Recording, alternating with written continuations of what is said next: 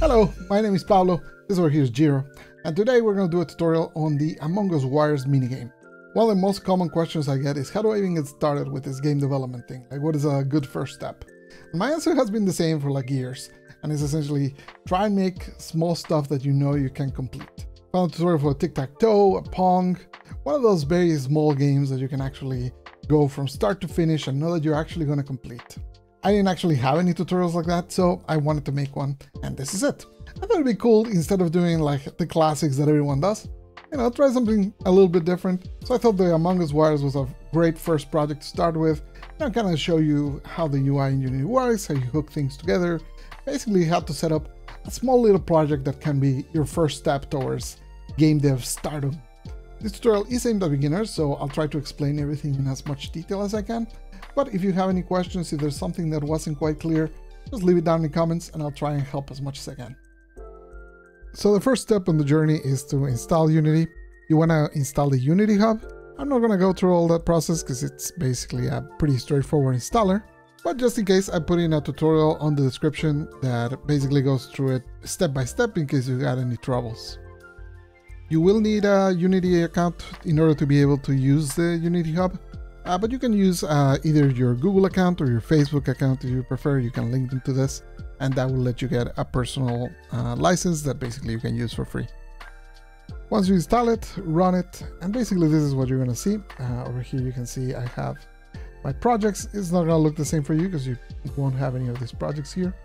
This will keep a list of all your projects, which is pretty useful when you just want to access them later. And then over here on installs, you can see the different versions of Unity. I have installed right now the 2021.1, which is like the newest of the new.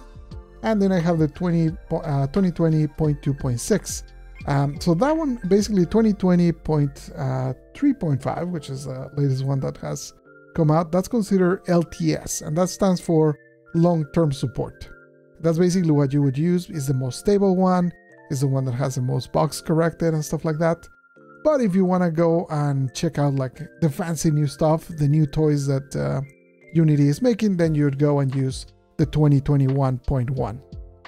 The stuff we're going to be doing in this tutorial will work for pretty much any version of Unity, so don't worry too much about it.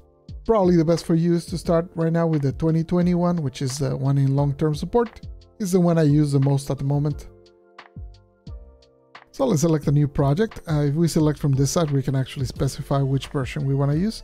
I'm going to use this one since it's closer to the LTS one, just because I think more people will have that. Then over here we can type in the name of our project, in this case Among Us Wires minigame. So this is the name. This over here is where do you want to save it. And then over here is a template, which is which type of game do you want to sort of start with. It doesn't matter if you choose one and then you want to switch to another. That is definitely doable. It's just a little more complicated if you want to do it after the fact. So in this case, we want a 2D project, but you can also select one for 3D. And you can also select one of the new rendering pipelines. I'm not going to go into much detail there. Or you can select, for example, for mobile or mobile 3D. So let's go with 2D. Press create, give Unity some time, and it will create the project for you. And here we go. This is our empty project that we just created. So as you can see, there's buttons and panels and all sorts of stuff, but it's less intimidating than it seems. So over here you have your scene, and this is where you're going to be basically, this is going to be your editor, where you're going to put graphics, you're going to move them around, you're going to see what you're doing. The game is the same, but once it's actually running as a game. Then over here we have the hierarchy. Think about it as like a Windows folder structure. Basically, this is where all the stuff that you're putting in will be listed. And then on the other side, if I select this main camera, you can see a whole lot of properties up here on this part, and this is the inspector. Down here we have our project, and this is basically where all our files will be. Every asset that you get into the game will be in here, our textures, our sounds, so on and so forth. And then you can switch the tab to console, and this is where you'll get some feedback from, like if there's an error in the game or something like that. Okay, so the first step, we can select here, right click and do show in Explorer, and this will take you to the folder in Windows Explorer. Then down in the description, I have a link to a zip file, which has all the assets that we're going to be using for the tutorial. So download that one, open it up and extract it into this folder. Go back to Unity, you'll see it actually does a little update as it reads them. And now we have a folder with sounds and a folder with textures. And to use this is actually easy. You can do them in a few ways. So let me select this one and you can just drop it here. And as you can see, now it's part of your game. So if I switch to game, you can see it there, but it's cropped. As you can see, it's kind of out of the thing. And that's because this line that we're seeing here is actually our camera. So if I select here on our hierarchy, which I say is like the folder structure for our game, I can select main camera, and that gives me like a little preview of what the camera can see. And as you can see, these are the borders of the camera. So if we want to put the background inside, we can just move it in here. And then when we look at it, it's there. But you know, it's a little off center, it's not the greatest. So another way you can do this is delete it from there. I just press delete to remove it. Instead of dropping it here, you can also just drop it here directly. And that way it puts it at the very center of the screen. So that's pretty good. We can also still see that, you know, that it doesn't cover the whole thing. So I can select it in a corner, and as you can see, I can scale this around as I wish. If you press Shift, it will scale it proportionally. And then if you press Alt, it will actually scale it from the center. So that way you don't have to like move it around. So there we go. As you can see, that is complete, but we have a little extra here. Now that little extra is because of the dimensions that the camera is using, which right now is using basically the aspect ratio of our little window here. Aspect ratios is one of those things that can be a little, that can definitely trip you a little bit. If we switch to the game one, you can see the aspects are here. So this free aspect, which basically will take whatever aspect ratio we have in this little panel, is what it will take. You can also change it for the typical 16:9, which is what most monitors will be. And as you can see, the art is actually made for 16:9, so it actually fits in quite well in there. But it also, you can test things like, for example, super wide. Right now we have a whole bunch of empty space here. So you gotta account a little bit for that, and an easy way to do it is you can just select your main camera. And for example, here, this is the color that it will fill when there's nothing there. So you can select this color and you can see as I change it, the color here starts to change. So you can just set it to a color that won't be, you know, as bad. So for example, something like that, a dark gray. So when I see it like this, now this doesn't look like it's an error. It just looks, you know, like it's a filler part of it. Generally, I like to work in something like 1920 by 1080 because it is basically a 16:9 resolution, which is what most people will have. Okay, so now we have the background. Let's put a wire in there, and I'm just gonna toss it in and look what happens. Where is it? You know, I can see the boundaries, but I cannot see the actual wire. And that is because even though our game is set to 2D, in reality, the engine handles everything as 3D. So let me show you. Over here, we have this flag that sets it to 2D. Once I turn it off, the truth is revealed. Our game was 3D the whole time. So you can see it's flat there. And when the objects overlap on the same spot, it has a hard time knowing like which one should be in front of which. So if I were to like push this out this way, because this is the camera, then I go back in, now I can see it. But it can get pretty cumbersome to be like pushing stuff forwards and backwards like that. So instead of that, we're going to reset that to 0. And instead over here, we can see there is a sorting layer that we can use to determine this stuff. So we can very easily just move this one to 1, and that will make it appear on top. A very good way to do it is you can, for example, select this one, the background, open this and then set add sorting layer. Over here, add a new one, and then just call it background. And then let's move it here so that default is above background. Select your object again, and then over here you can say background. And that way, even if I return this one to be 0, it'll still be on top. Now, when I drop another object like this, you can see it is always on top, no matter what it is, because the background is in a separate layer that's behind everything. So as you can see, right now I've been moving this around, and then I've been using this to scale things around. But you can also use, over here, there's the different tools that you can use. This one is just for moving. This one is a bit more convenient sometimes than this one because, for example, if I just want to move this down, if I do this, I kind of am relying on my pulse to just not move this way, right? I want to move down here. Whereas if I use this one, I can be very precise and be sure that it will not move on X. I can use this one to rotate my object around. Obviously, when we're dealing with 2D, you generally don't want to do this type of rotation. But you know, you can if you so want. But generally, not very common for you to use that in 2D games. And finally, you can scale things in here, and similarly to before, you can do it in the different axes, or you can do it on both axes at once. And you can see all of that transforms go into here, so you can see like the different values. You know, whenever we scale this, you can see that the values on that scale start to move around. Whenever I switch to rotation, similarly, I see it appeared over there. If you're gonna get rid of all of that, you can select this object and then go to the transform, right click, and reset it.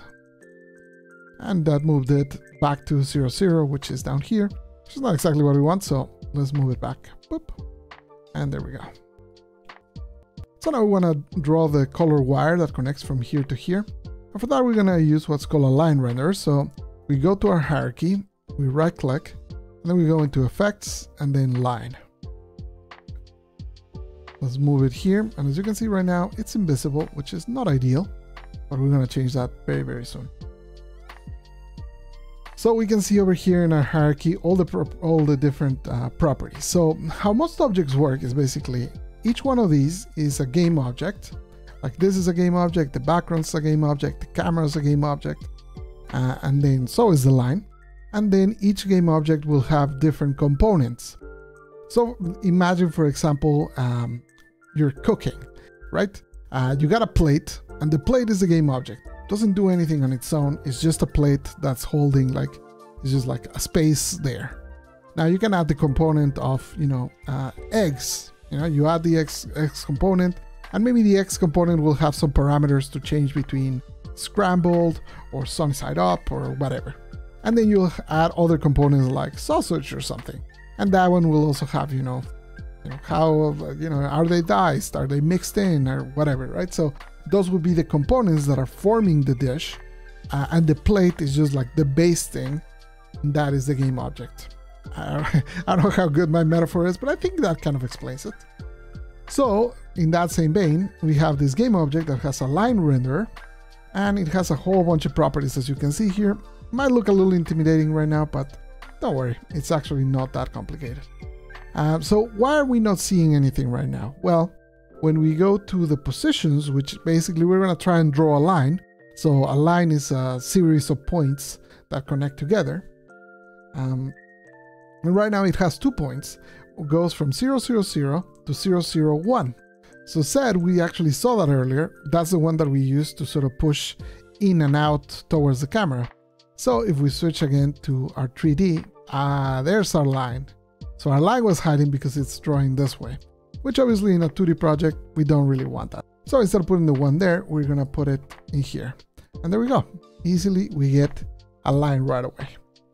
We can go here into the color. We're able to do a gradient. In this case, we don't really want a gradient, so we can click on the little color picker, and you can move around. And let's select maybe the red one first.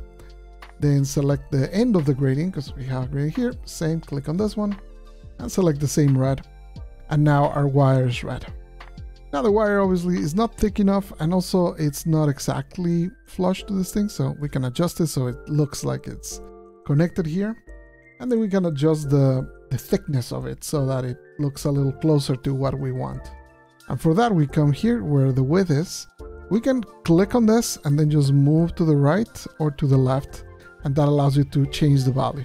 That actually works everywhere. So for example, here, if I want to change the X, I can click on this value, click and hold, and then I can move right or left to move this around. Then I can just undo at the end. And let's continue adjusting our width. I think it's going to be like something like that. Looks something like that looks appropriate considering the size of that. I don't love that this is overlapping over here, so we can change that to by changing this number over here. which again, we can just click and drag. I find the click and drag pretty useful, but you can also, for example, if you want a specific value, let's say I want a 0.6, I can just type it, right? So that's okay. In fact, I'm gonna do something right now that might look a little weird. I'm gonna do a 0.5, which obviously doesn't get there. And then I'm gonna go to the top here where it says, how many positions do I have? Right now I only have 2. I'm gonna change that to 3.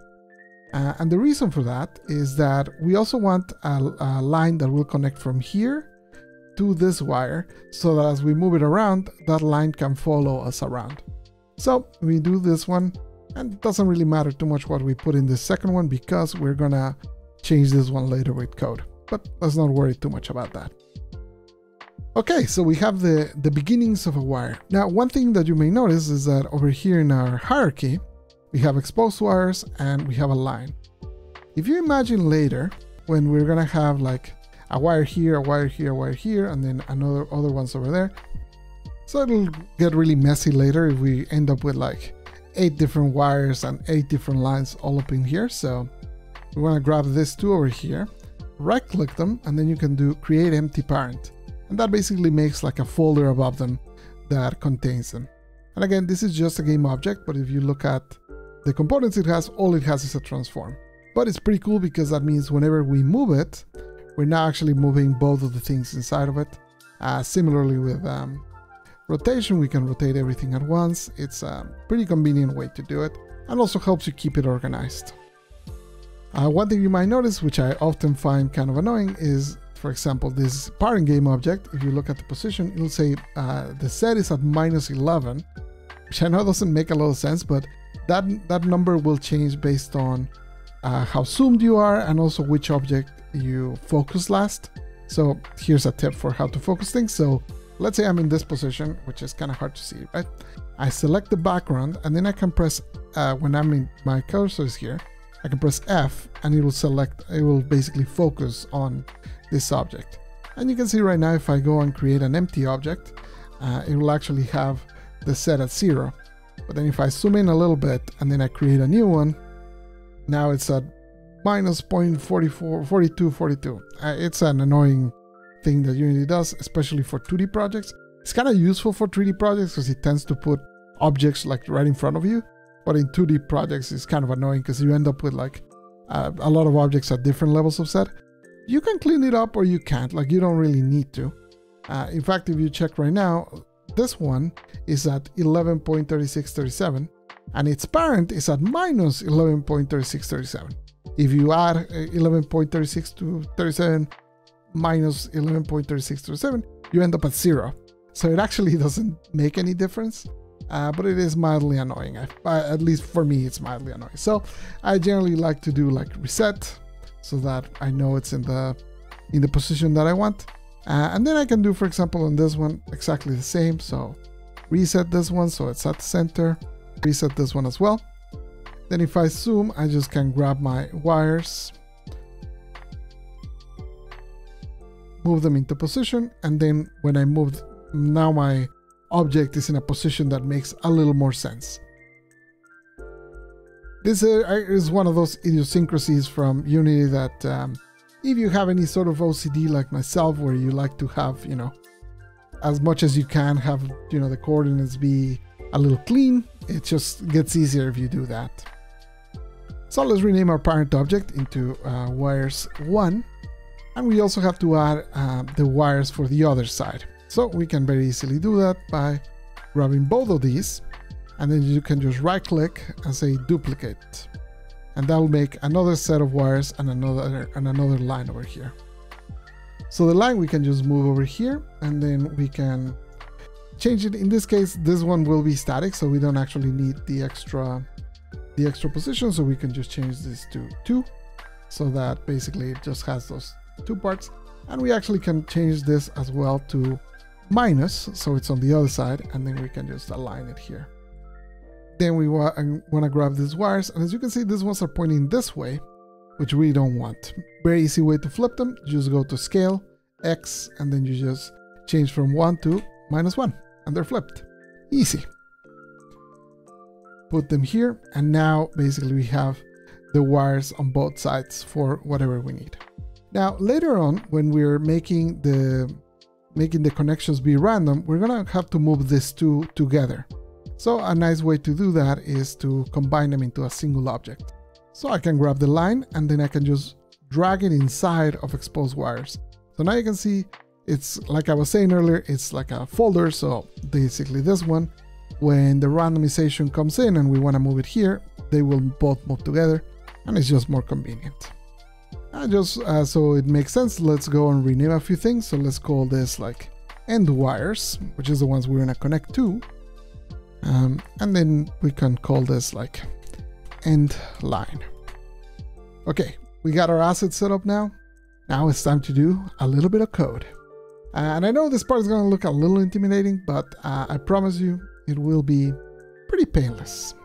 At least as painless as, you know, coding video games gets. So let's select our exposed wires here, which are these ones, the ones we're gonna use to move things around. And like I said earlier, you know, this is a game object and it has different components. This time we're gonna add our own component. So we go over here, we go to new script, and we're gonna create a script called wire. Give you a second to process the code, and then you can double click on the script and it'll open Visual Studio for you. Visual Studio should have been installed when you installed Unity. So this is what you should be seeing. Okay, so what are the different parts of this code? This very top thing is what it says, things like, hey, which libraries do I want to use for this code? You don't have to worry about this at the moment. We're not going to use this just yet, so just ignore it. Then over here, we're declaring a class called a wire. And classes are essentially a way to define things. So for example, if you were to make a class for a car, then the class would have properties for like how many doors, what are my wheels, what color am I, things like that. So a class is used to describe any sort of object you might think of or any sort of concept you might think of. They will have properties and then they will have things like this, which are functions. So in this case, as this comment that comes in by default says, start is called before the first frame update. So that means whenever a class of wire is created, then this start function will be called very soon after. And then the update is called once per frame. So if your game is 60 frames per second, this function will get called 60 times every second. Or if your game is 20 frames per second, it'll only get called 20 times per second. So these are like two of the most common functions that you will need, but we're gonna add a few more after this. So the very first thing we want to implement is the ability to make the wire be dragged around. So we're gonna declare a couple extra functions down here. I'm gonna say void on mouse, and you can see a whole bunch of options appear there. In this case, we're gonna want on mouse down and on mouse up. On mouse down is when you click on this object. On mouse up is when you stop clicking. So let's go with on mouse down first. And that's just to make sure that this is actually working. We can do something like transform. And transform is basically what you're seeing here. So basically I'm in this object and this is transform. So we can then say transform position, and then we can change the X of it. So we can do transform dot position, and then so position is what's called a vector tree. And a vector tree is basically just a value for X, Y, and Z, just like you see here. It has a value in X, a value in Y, and a value in Z. So to add to it, we need to also add a vector to it. So we're going to do transform position equals transform position, which is the value that we currently have, plus a new vector, and then we're going to put 1, 0, 0. And let's just see if that works. So we save our file. Now back in Unity, if we look at the components for our exposed wires, we have the transform, like we saw earlier. We have the sprite renderer, which is what's drawing that little image. We have the wire script, which we just made, and that's all we have. So right now we won't be able to click on it because there's no physics on it for it to detect that there's something interacting with it. So we can go into our inspector and click add component, and we can look for 2D box collider. And then when you click it, you can see now there's like a little green outline around it. That is the collider now where we can actually click. Now go to the top of the screen and press the play button. Now when I click on it, it moves. And every time I click it, it just moves a little bit more. So now we see that this works, but we don't actually want to do this. This was just so we could test. So what we're going to do is up here, we're going to create what's called a variable. And a variable is basically like an attribute of our class. So for example, in this case, we want to use this variable to know if we're dragging the wire around or if we're not. So for that, we create a variable of the type Boolean. Boolean is basically something that's either true or false. We're going to do dragging equals false. So by default, we know we're not dragging the wire. But when our mouse is down on us, so when we get clicked, let's delete this one here, and let's say dragging equals true. And then we can make a copy of this, paste it down here, and then say on mouse, instead of on mouse down, now we want on mouse up, which is when we let go of the click, and we change the dragging to false. So we're no longer dragging. Okay, so this will only change this flag, but that doesn't really do much, right? How are we actually going to make it drag? Well, that's when we get to the update. So the update function is going to be run every frame, so that means we can put our game logic into this one. So we can say if dragging, so inside of this we can do the logic for dragging the wire around. So what do we need for dragging? Well, first of all, we need to get a position for our mouse. So we can say mouse position, and this is going to be equal to input dot mouse position. Pretty straightforward. Basically, Unity has a predefined class called input that you can ask for a lot of things from, and one of them is the mouse position. Now, there's going to be a problem here, which is that the coordinates of the mouse are not in the same type of coordinates as the coordinates for our wire. Let me explain this to you with a little more detail. And for that, we're going to use a little bit of debugging. So over here, I can put print and then put mouse position, and then equals plus, and then mouse position. So now if we look at the coordinates, basically each one of these squares that you see in the editor is a unit. It doesn't necessarily have to be like a meter, but generally most people, when you get like assets from the asset store and stuff like that, generally each one of these units is equivalent to a meter. But in a 2D game, obviously, you can do kind of whatever you want with that. So for example here, if you look at the position as I move this, I can go from here, which is minus 3.5, all the way up here, and this is 14.28, right? So it's a pretty small range of numbers, but the coordinates for the mouse will actually come in what's called screen space. So those will be actual pixels. So if I click here so that my code starts, you can see there, my mouse says that I'm going from 2.8 here, and then as I go up, I go all the way to 1913. So this is in like the pixels across the screen, which is very different than the units for this guy over here. So what we're going to have to do is convert those coordinates from the mouse into the coordinates for the game. That might sound very complicated, but it's actually kind of easy in Unity because they give you sort of tools to do it. We're going to declare another vector 3 and say like converted mouse position. So this one is the one that will have our new coordinates. And for that, we're going to get our camera. So you can do camera.main, and that just says that it's our main camera. Dot screen to world point. So what does screen to world point mean? Well, we saw these coordinates here are in pixels, which are our screen coordinates, and the coordinates for our objects are in world coordinates, which are these ones over here. So basically this helps you convert one type of coordinates into the other type. I know this part's confusing.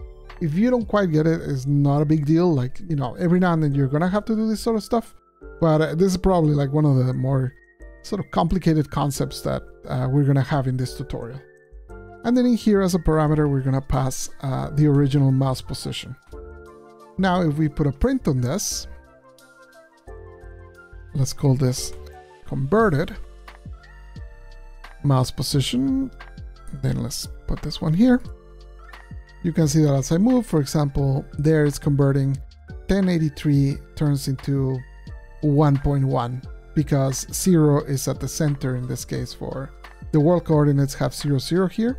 So you can see I'm almost at 0, 0. And then as I move up and up and up and up and up and up and up, I get here to like 8.8. So now we can delete these prints. We no longer need them. And then we can do something very easy. We can just do transform dot position equals converted position. Now when I click on this, oh, it disappeared. Now why did it disappear? Well, there is a very good reason for it. If we check over here, we can see what happened. It moved it to Z-10. Basically, when the camera is converting the mouse coordinates, it puts the Z at the in a plane right on the camera, and the camera is at -10. So if we look at this in 3D, you'll see that our little graphic is here, our camera is here, so therefore it cannot see it. So all we need to do there is fix this Z over here, which is pretty easy. We just come over here and we say converted mouse position dot Z equals 0. The end. Very, very simple. And now when we run, we can click this, and as you can see, we can now drag it around at our leisure. Excellent. One small change I'm going to make from now on, I'm going to turn on this maximize on play, just so that when we're running, it's a little more obvious that we're running the game, so you can see it here, and then we can drag it around. But it's the same. If you don't want to have it, you can turn it off. It's not necessary. I just find it's nicer to have a bigger distinction between when you're running the game and when you're building the game. So now we can move this around. What we need is for this line to connect all the way over here. So let's do that. Now for our code to be able to modify this line, we're actually going to have a reference to it. So we can look over here into our game object and we can see it is a line renderer. So that's the stuff that we're going to need to access from our code. So up here, just like we declared this boolean, now we're going to declare a new one. This time we're going to declare it as public. And what public will do is that it will tell the editor, hey, this variable needs to be exposed into the editor so we can see it there. So I'm going to say public line renderer, and I'm just going to call it line. Then I'm going to save this, and when we go back into the editor, this will reload. We select our little wire, and you can see here in our script, the script we created, you can actually, since we don't need to look at these other ones, you can collapse these two over here just to make it clear which part you're going to be working on. And as you can see, it has a line which says none because we haven't hooked one up. So we can just grab our line from here and just drop it in. Easy as that. So now our code can actually access that line. Now, what are we going to be modifying with our code? Well, what we're going to modify is the positions here. Basically, we want to make this second position always follow the little wires around. So that is position index number 2. So we're going to want to draw a line from where it started to where it's at right now. So for that, we're going to grab a vector tree and we're going to say position difference. So that means how much has it changed? And we can calculate this pretty easily by saying the position that we just made, converted mouse position, minus, and they're going to subtract line dot transform. Transform is what we've been using to access the position of this object, but now we are going to use it to access the position of the line. So we're going to say line dot transform dot position, and that's going to be the difference between the two. And then we're going to actually set it to the line. So we're going to say line dot set position, and we got to say the index, which we saw earlier was index number 2. And over here we got to declare a little vector. So we're going to say position difference, and let's leave it at that for now, but we're going to have to alter it a little bit. So now when we move around, as you can see, the line sort of follows us. It doesn't look great because right now it's just going directly here. I think we're going to want to make like a little elbow here, which we'll make in a moment. But that should be pretty easy. So to make the elbow, we're going to want to add one more position here, because right now we have this point here, then this point here, then this point here. We want to add one more point. So we're going to change this to 4. And then for now, we can just leave it in the same position. Doesn't matter. We're going to be changing it through code. So we go back to our code here. And we can just modify this a little bit. So right now it's going to like the very center of this. Instead of the very center, I want to put it like a little to the left. And for that, we can just do minus new vector tree, just like we were doing earlier for the position test that we did. And then let's say, I don't know, like 0.75. And that just means it's going to move 0.75 units to the left. And then 0, and then 0 for the other two coordinates. Then we can make a copy of this and set this one to index number 3, which is a new point that we added. And let's change this one to maybe like 0.15, so it's like really close to the center. Let's save this.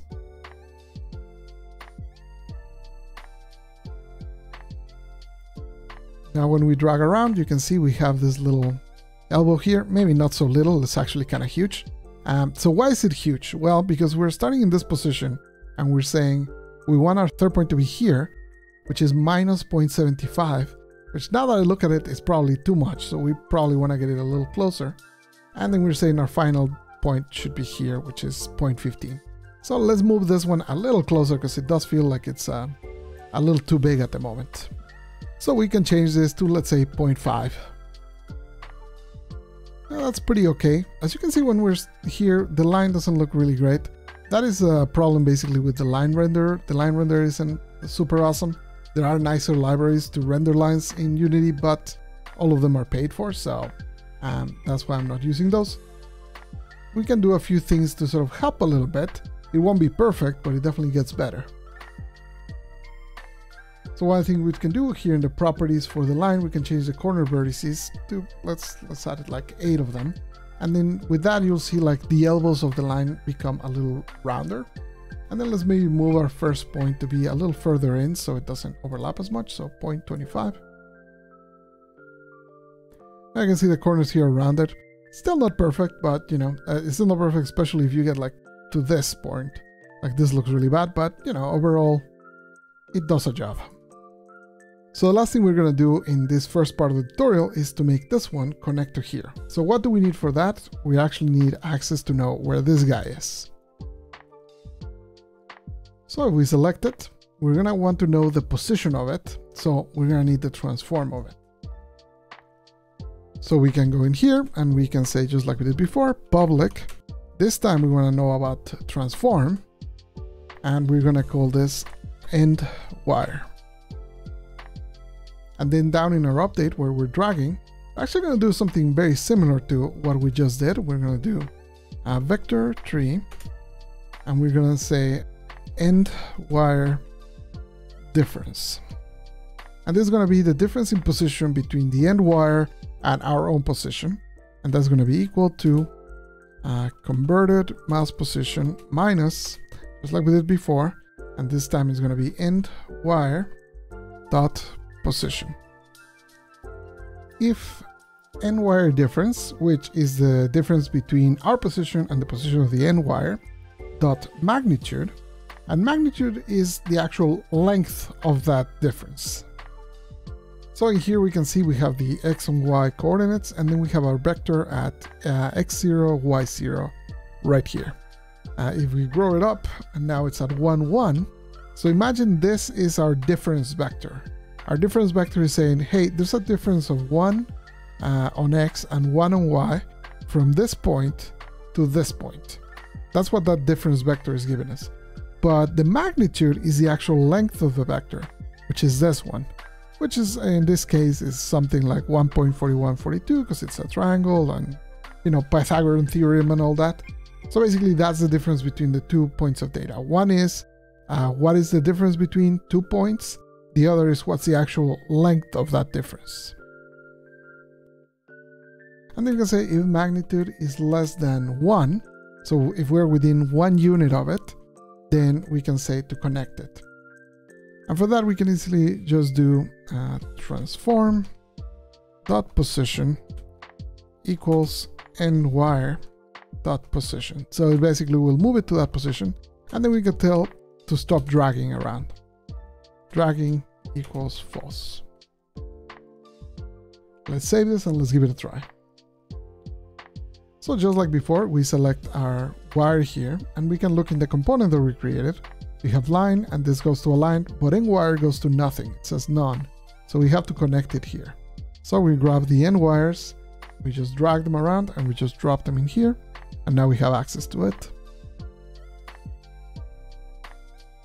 We run the game, and then we can click, and bloop. As you can see, it connected, no problem. Now, it connected here, but the line didn't update, which obviously is not what we want. We also want the line to move. If we go back to our code, we can see we're doing the movement of the wires here, and then we're doing the movement of the line here. But when we connect, we only do the movement of the wires, we don't do the movement of the line. Now, we could actually just grab this over here, and then copy it, and then just paste it here, and basically do the same thing over. But that is kind of bad, because then you end up doing the same code over and over in different places. So I'm going to show you now a function that we can use for this. So basically we can declare our own function over here, call it void set position. And now what will position take? Well, we've been doing positions for a while, and we can see those are vector trees. So we're going to pass in a vector tree in here, and we're going to call it p position. The p is just something I like to do. It just means parameter. And that way you can distinguish between like when a variable is coming from a function and when it's not. But that's just like a coding standard that I do myself. It's not something you have to do. You can name this whatever you want and it will still work. And then in here, we can actually grab this code that we made here, copy it, and then just paste it in here. Then grab p position and replace this converted mouse position in here and in here. And then now that we have this code in here, we no longer need to do this whole thing. We can just replace this entire thing with set position and then pass in here converted mouse position.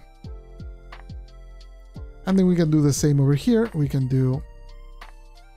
replace this line with set position and then pass in here end wire dot position.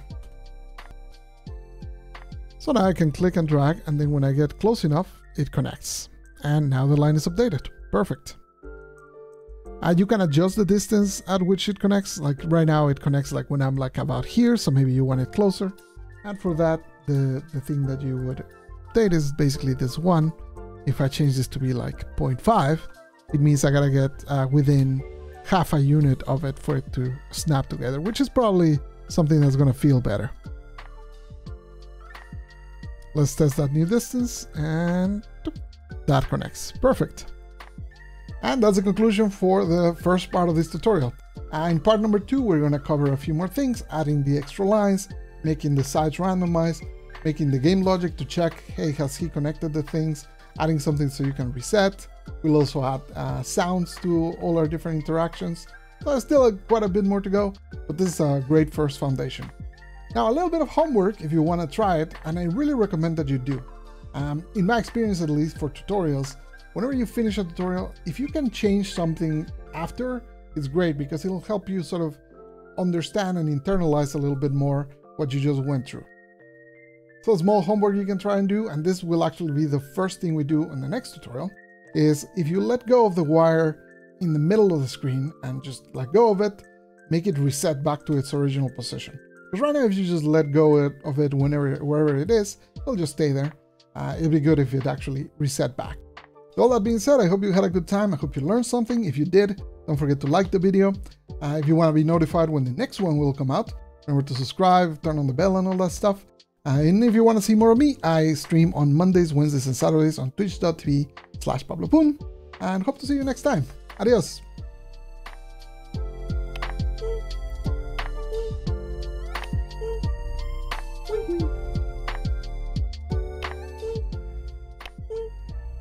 Well, thanks for stopping by. Don't forget to like, subscribe, and hit the bell to be notified when new videos come out. Thanks for watching.